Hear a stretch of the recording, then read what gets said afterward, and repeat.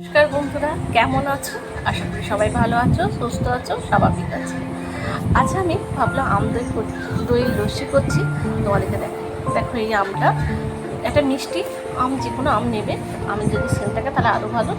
আর একটু দই, প্রথমে একটা মিক্সিতে তুমি ধরো ওই 100-150 গ্রাম দই নিয়ে নেবে।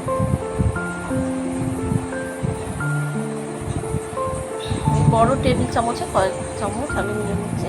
ওটা 1-150 মতো দই নিয়ে নেবে। আমি আগের দিনই কিন্তু তোমাদেরকে দই লস্যি রেসিপি শেয়ার করেছি। এবার শুধু আম দিয়ে দই দিয়ে কীভাবে লস্যি করবে সেটাই। এবার এখানে পুরো বড় চামচেরই যে চামচটা দেখলে সেই চামচে 3 চামচের মতো চিনি দিয়েছি। আর একটু নুন দিচ্ছি, খাবার নুন আর চিনি ভাই বোন, এদের দুজনের কম বেশি হয়ে গেলে খেতে ভালো লাগে না। আবার এই দুজন ছাড়া যে কোনো রান্নায় যেন স্বাদ পাওয়া যায়। আমগুলো ছোটো ছোটো করে কুচিয়ে নেবে।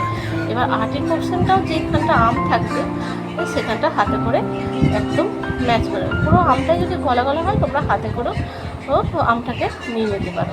এখানে আমি পুরো আটি থেকেই আমটা নিয়ে নিচ্ছি, যাতে কোনো অংশই আমি না ফেলি। দেখো পুরো আমটাই আমি নিয়ে নিলাম।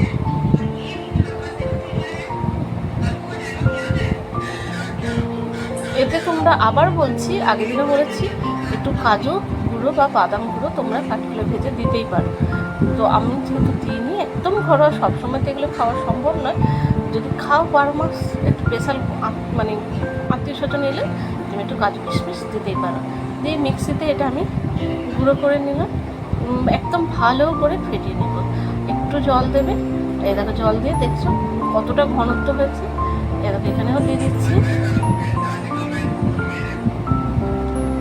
দেখো আমি 2 গ্লাসের মতো করেছি, তাতে 100 দই, একটা পুরো আম, আর 3 চামচের মতো চিনি, আর একটু নুন দিয়েছি টেস্ট তোমাদের স্বাদ অনুযায়ী। আমার আম দই লস্যি রেডি। তোমাদেরও বানিয়ে খেও। এতে একটু বরফের টুকরো দিতে পারো। আমি বাবাকে দই এতে বরফ দিইনি, কিন্তু তোমার দাদাভাইকে দিয়েছিলাম, এটাতে দই বরফ দিয়েছিলাম।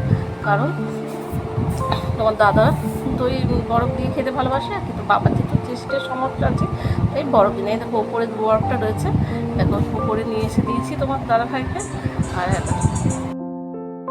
তোমরাও কিন্তু এইভাবে আম দই লস্যি বানিয়ে খেয়ে দেখো, এবং আমাকে কমেন্ট করে জানাবে কেমন হলো খেতে।